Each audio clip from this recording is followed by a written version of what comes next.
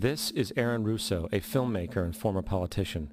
To his left is Nicholas Rockefeller of the infamous Rockefeller banking and business dynasty. After maintaining a close friendship with Nicholas Rockefeller, Aaron eventually ended the relationship, appalled by what he had learned about the Rockefellers and their ambitions.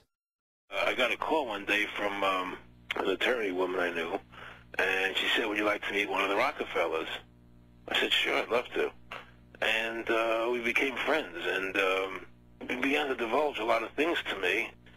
So he said to me one night, he said that there's going to be an event there, and out of that event, you're going to see we're going to go into Afghanistan, so we can run pipelines from the Caspian Sea. We're going to go into Iraq to take the oil and establish a base in the Middle East, and we're going to go into Venezuela and try and get rid of Chavez.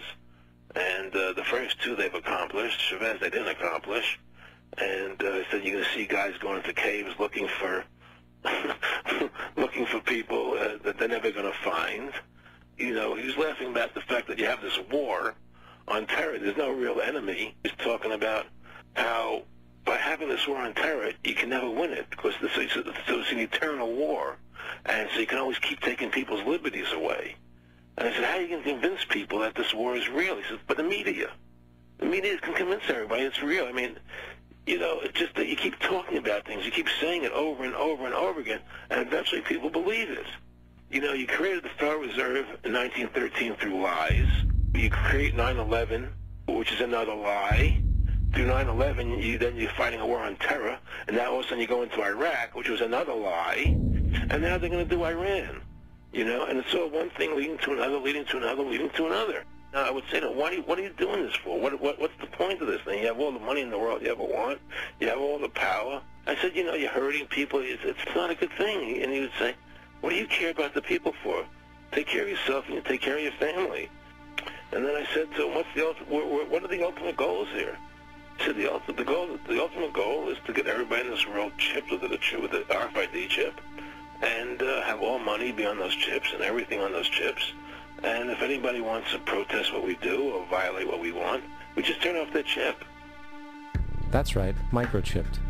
In 2005, Congress, under the pretense of immigration control and the so-called war on terrorism, passed the REAL ID Act, under which it is projected by May 2008, you will be required to carry around a federal identification card, which includes on it a scannable barcode with your personal information.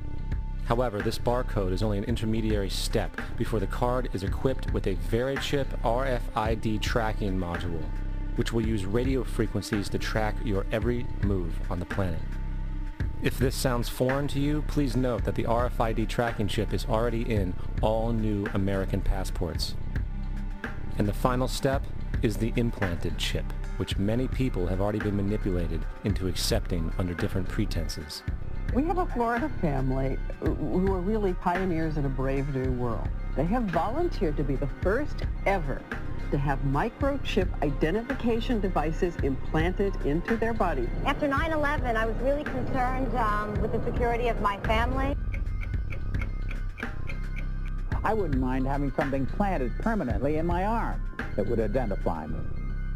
In the end, everybody will be locked into a monitored control grid where every single action you perform is documented. And if you get out of line, they can just turn off your chip, for at that point in time, every single aspect of society will revolve around interactions with the chips. This is the picture that is painted for the future if you open your eyes to see it.